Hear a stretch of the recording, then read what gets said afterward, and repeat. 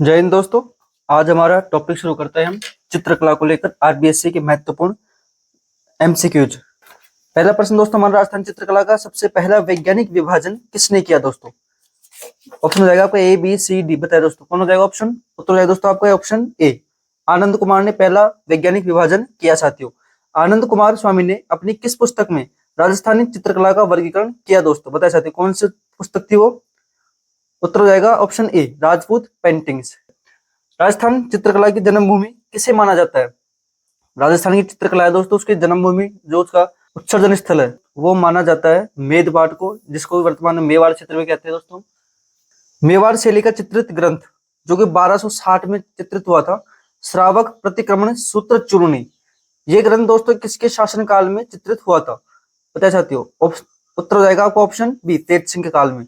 Douglas बेरेट व BECIL गे ने चोर पंचासिका जो शैली है इसका उद्गम कहां से माना है दोस्तों? उत्तर हो जाएगा ऑप्शन बी, मेवाड़ से।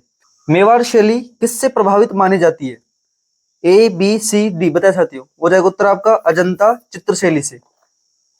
राजस्थानी चित्र शैली को कितने स्कूल्स में बांटा गया दोस्तों? बताए साथियों, राजस्थान चित्र शैली को 4 स्कूल्स में बांटा गया दोस्तों। ठीक है साथियों, मेवाड़ स्कूल में किन शैलियों को शामिल नहीं किया गया? चावड़ को किया गया, नाथद्वारा को किया गया, सावर को किया गया, शाहपुरा को किया गया, बनेड़ा को किया गया, बागौर को भी किया गया। किसको नहीं किया? नागौर और सिरोही को। Option D. मारवाड़ स्कूल में किन शैलियों को शामिल नहीं किया? मारवाड़ स्कूल में दोस्तों बताया साथियों, किशनगढ़ को किया, नागौर को भी किया, अजमेर को भी किया, सिरोही को भी किया, जैसलमेर को भी किया, बीकानेर को भी किया, केलवा और बेंगू को नहीं किया। Option D. हाड़ौती स्कूल में किन किन शैलियों को शामिल नहीं किया गया? कोटा को किया गया दोस्तों, बोधी को भी किया गया, झालवाड़ को भी किया गया, किसको नहीं किया? शेखावाटी को। Option C. ढूंढाड़ शैली में किन शैलियों को शामिल नहीं किया गया? Option A B C D, उत्तर हो जाएगा दोस्तों आपका ऑप्शन डी, जूनिया और भिनाई को नहीं किया। शेखावाटी को, उनियारा को किया, अलवर को भी किया, शाहपुरा को किया, आमेर को किया, जयपुर को भी किया है। अगला प्रश्न है, किस शैली में पोथी ग्रंथों का सर्वाधिक चित्रण हुआ है? बताया साथियों, पोथी ग्रंथों का सर्वाधिक चित्रण हुआ दोस्तों ऑप्शन बी आपका, मेवाड़ में। कलाओं के उत्थान की दृष्टि से मेवाड़ में किस शासक का काल स्वर्णिम काल कहा जाता है दोस्तों? कला के उत्थान दोस्तों, उत्तर हो जाएगा ऑप्शन ए, कुंभा को। सर्वाधिक कलात्मक दृष्टिकोण से इन्होंने इस पर ध्यान दिया साथियों। अगला प्रश्न आपका, भागवत पुराण का पारिजात अवतरण किस चित्रकार ने बनाया? भागवत पुराण का पारिजात अवतरण किसने बनाया दोस्तों? ऑप्शन बी, नानाराम ने। चितेरौरी ओवरी या फिर जिसको कहा जाता है तस्वीरारो कारखानों नामक चित्रशाला का निर्माण किसके द्वारा किया गया दोस्तों? ऑप्शन बी, जगत सिंह के द्वारा। किस शासक के काल में मेवाड़ में लघु चित्रों का सर्वाधिक निर्माण हुआ? बताया साथियों, कौन सा शासक था वो? ऑप्शन बी, जगत सिंह के काल में। श्रीनाथ जी के पर्दे के पीछे जो उसका पर्दा होता है दोस्तों, मूर्ति पे जो बड़ा पर्दा होता है, पर सज्जा के लिए बनाए गए चित्र क्या कहलाते हैं दोस्तों? तो जाएगा आपका ऑप्शन बी। बहुत इंपॉर्टेंट सवाल है दोस्तों, याद रखना, पिछली बार सवाल आया था किशनगढ़ से, इस बार सवाल पूरी संभावना है यहीं से बने, श्रीनाथ जी से। कमला इलायची, बाबा रामचंद्र आदि चित्रकारों का संबंध कहां से दोस्तों? कमला इलायची दोस्तों, ऑप्शन बी, नाथद्वारा से। ठीक है साथियों, आगे चलते हैं। किस शासक के काल में गीत गोविंद, बिहारी सतसई, कलील दामना ग्रंथों को आधारित चित्र प्रमुख हो दोस्तों? बताए साथियों, किस शासक के काल की बात हो? उत्तर हो जाएगा ए, संग्राम सिंह द्वितीय के बाद। देवगढ़ शैली को प्रकाश में लाने का श्रेय किसे जाता है दोस्तों? देवगढ़ शैली को प्रकाश में लाने का श्रेय जाता है दोस्तों आपका ऑप्शन बी, श्रीधर अंगारे। अजारारी ओवरी वह मोती महल में किस शैली के भित्ति चित्र देखने को मिलते हैं? बताया साथियों, अजारा की ओवरी और मोती महल में। उत्तर हो जाएगा आपका ऑप्शन बी, देवगढ़ शैली। अगला सवाल है, तिब्बती इतिहासकार तारानाथ लामा ने 7वीं सदी के मरु प्रदेश के किस चित्रकार का उल्लेख किया दोस्तों? तिब्बती इतिहासकार तारानाथ लांबा, किसका उल्लेख किया दोस्तों? श्रृंगधर का। Option C. आगे चलते हैं, 7वीं सदी में जन्मी यक्ष शैली का जन्मदाता किसे माना जाता है? 7वीं सदी में दोस्तों याद है, 7वीं सदी और यक्ष शैली कौन है जन्मदाता? श्रृंगधर। Option A. मारवाड़ चित्रशैली का प्रारंभ किससे माना जाता है? मारवाड़ चित्रशैली का प्रारंभ दोस्तों किसने करवाया? उत्तर हो जाएगा ऑप्शन बी, राव मालदेव ने। मारवाड़ चित्रशैली का सबसे प्राचीनतम चित्र कौन सा जो मालदेव काल में बना? उत्तर ध्यान सूत्र। Option B.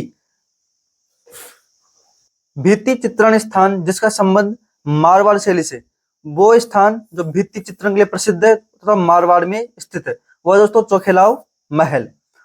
जोधपुर चित्रशैली पर मुगल शैली का प्रभाव किस शासक के काल में देखने को मिलता है दोस्तों?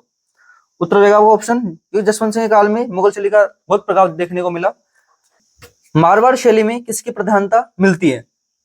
कौन से आयामों के आधार पर दोस्तों वहां पर ज्यादातर चित्र बनाए गए? वो था दोस्तों प्रेमाख्यान, प्रेम के ऊपर। मारवाड़ शैली में किस पक्षी को बखूबी दर्शाया गया दोस्तों? कौन सा पक्षी दोस्तों जिसको बार बार और बखूबी दिखाया गया मारवाड़ शैली में? वो दोस्तों आपका खंजन पक्षी, ऑप्शन ए। उस्ता कलाकारों को बीकानेर में लाया, कौन लेके आया दोस्तों? उत्तर हो जाएगा आपका राय सिंह। राय सिंह लेके आया दोस्तों, कहां से? अकबर के दरबार से। वहां पर जो उस्ता हुआ करते थे वहां से इनको पकड़ के लाए कौन? राय सिंह। कहां पर? बीकानेर में। ऊंट की खाल पर सोने की कलाकारी क्या कहलाती है? ऊंट की खाल पर की गई सोने की कलाकारी दोस्तों क्या कहलाती है? उस्ता कला।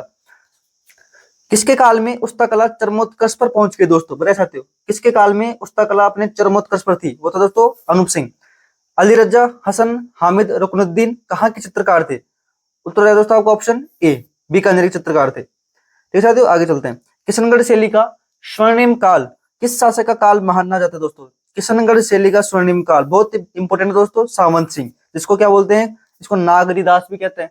सावंत सिंह कोई नागरीदास, ठीक है सावंत सिंह। इसके काल में बनी ठनी चित्र बनाया गया था।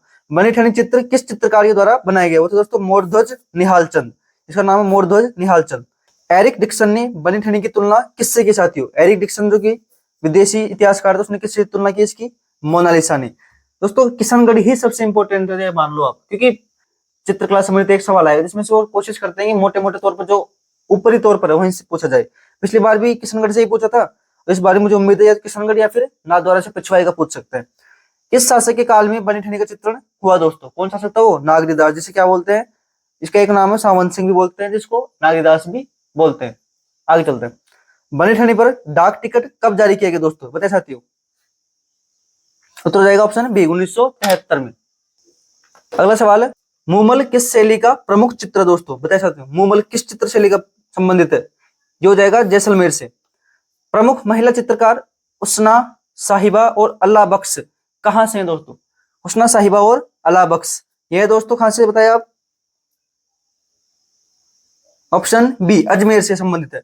राजा पाबूजी का चित्र किसने बनाया दोस्तों? राजा पाबूजी का चित्र किसके द्वारा बनाया गया? ऑप्शन सी, चांद के द्वारा।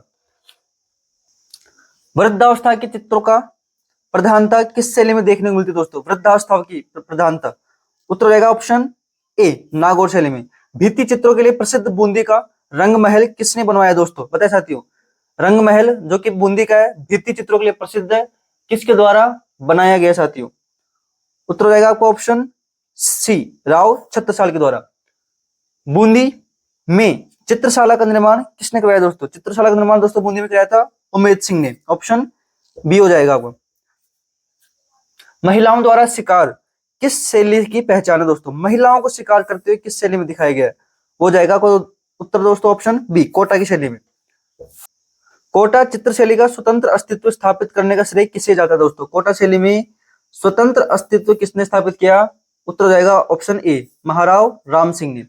आमेर शैली के चित्र, प्रश्न ये बन सकता है महाराव राम सिंह का संबंध किस राज्य से था? वो था कोटा से।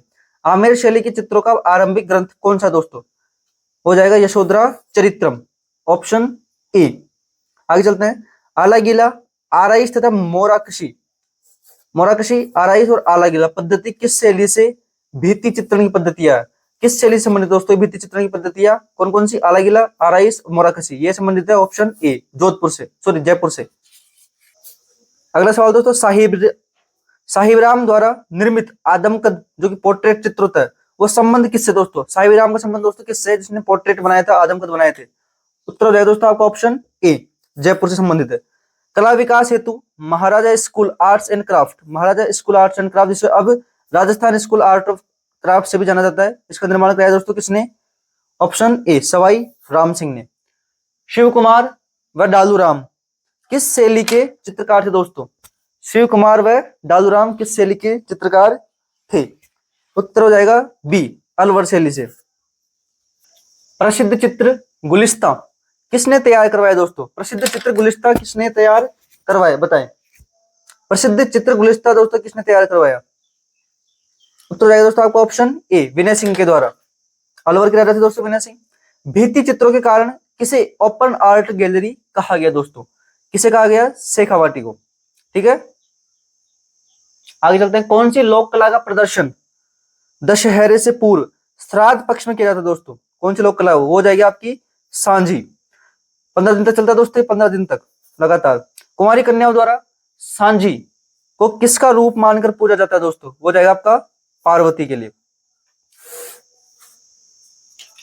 सांझी के संदर्भ में असत्य कथन सुनना में दीवार पर दोस्तों 15 दिन तक गोबर से आकृतियां उकेरी जाती है, बिल्कुल सही है दोस्तों। 15 दिन अलग अलग सांझी की रचना की जाती है, जिसे संध्या कोट भी कहते हैं। ठीक है साथियों, सांझी को माता पार्वती का प्रतीक मानकर अच्छे वर्ग की कामना की जाती है, बिल्कुल ये भी सही है। होली के बाद मनाई जाती है, बिल्कुल गलत दोस्तों, होली के बाद नहीं मनाई जाती है। दशहरे से पूर्व श्राद्ध पक्ष में मनाई जाती है। आगे चलते हैं। भीलवाड़ा के श्रीलाल जोशी का संबंध किससे लिसे दोस्तों, बताए। भीलवाड़ा के जो श्रीलाल जोशी उनका संबंध है फड़ चित्रण से। फड़ चित्रण के संबंध में असत्य कथन चुनिए दोस्तों। फड़ चित्रण भोपों के लिए किया जाता है, बिल्कुल सही है। फड़ में देवियों के नीले और देवताओं को लाल रंग से दर्शाया जाता है। फड़ वाचन में रावण हत्या व जंतर का उपयोग किया जाता है, बिल्कुल सही है। फड़ का चित्रांकन लकड़ी पर किया जाता है, बिल्कुल दोस्तों। ये रेजी का कपड़ा होता है, उसके ऊपर इसका चित्रांकन किया जाता है साथियों। आगे चलते हैं। देवी देवताओं के कागज पर बने चित्र क्या कहलाते हैं साथियों। देवी देवताओं के कागज के पर बने चित्र दोस्तों कहलाते हैं पानी। ऑप्शन सी हो जाएगा आपका। किस देवता का पानी सर्वाधिक कलात्मक व 24 श्रृंगार युक्त दोस्तों, वो जाएंगे श्रीनाथ जी का। कांवड़ के संदर्भ में असत्य कथन चुनिए। चित्तौड़ के बस्सी गांव के खेरादियों का पुश्तैनी व्यवसाय, बिल्कुल दोस्तों, बस्सी गांव इसके लिए प्रसिद्ध है। मांगीलाल मिस्त्री इसके प्रसिद्ध कलाकार है। और कांवड़ लाल रंग से रंगी जाती है, बिल्कुल सही है दोस्तों। और कांवड़ होली पर निकाली जाती है, बिल्कुल गलत दोस्तों। ऑप्शन डी हो जाएगा आपका गलत। मेहंदी कहाँ की प्रसिद्ध दोस्तों, मेहंदी दोस्तों कहाँ की प्रसिद्ध, इसको जीआई टैग भी मिला हुआ है दोस्तों, वो हो जाएगी आपकी सोजत की पाली के अंतर्गत। ठीक है साथियों। व्हील किस क्षेत्र में अत्यधिक प्रचलित है दोस्तों, व्हील जो कला है दोस्तों किस क्षेत्र में प्रचलित है, वो जाएगा आपकी जैसलमेर में। ठीक है साथियों, ये हमारे कुछ महत्वपूर्ण प्रश्न हो गए आरबीएससी बुक से चित्रकला के संदर्भ में। हालांकि जो प्रश्न दोस्तों बहुत मोटे स्तर पर पूछा जाएगा, जैसे पिछली बार पूछा गया था किशनगढ़ शैली से सावंत सिंह के बारे में, और उम्मीद है कब भी यहीं से पूछ लिया जाए। लेकिन अगर यहीं से नहीं पूछते, पूरी उम्मीद है मुझे कि ये सवाल आपको श्रीनाथ जी की जो नाथद्वारा शैली पिछवाई वहां से भी पूछा जा सकता है। ठीक है साथियों, बहुत डीपली में घुसना नहीं है, बहुत ऊपर ऊपर सवाल आते हैं। ठीक है साथियों, जय हिंद जय भारत।